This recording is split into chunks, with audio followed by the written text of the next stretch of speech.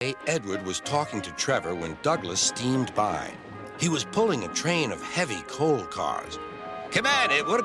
Stop gossiping in the sun when there's work to be done."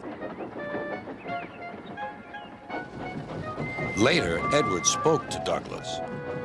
"Trevor and I are old friends, and you and he have a lot in common, too."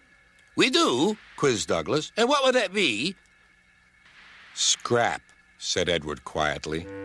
Douglas gasped. "Don't mention that word. It makes me wheels wobble." "It does the same to Trevor," replied Edward. "He was being sent to the scrapyard, but the vicar and I saved him, and now he's really useful again. Even so, Sir Topham Hatt certainly does need another steam engine here." "Aye, he does, and quickly."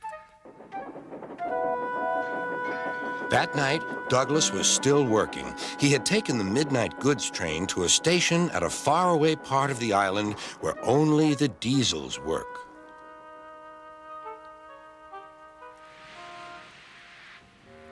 He was just shunting, ready for his return journey, when... "That sounds like a steam engine," he thought. The hiss came again. "Who's there?" asked Douglas. A whisper came.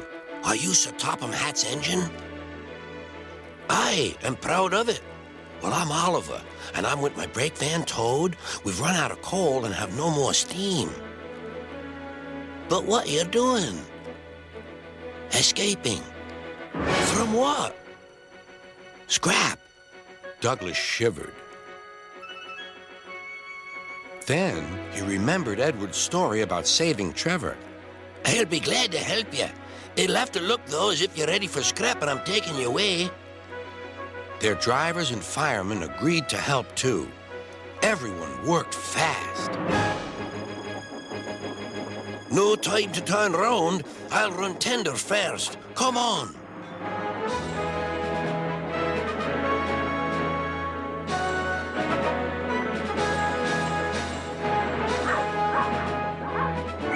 But before they could clear the station, they were stopped.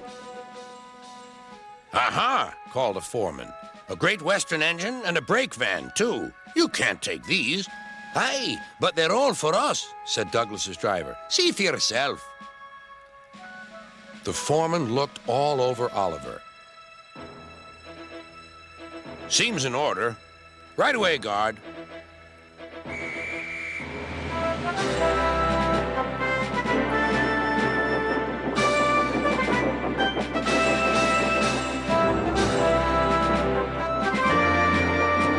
"That was a near thing." "We've had worse," replied Oliver, and they forged ahead.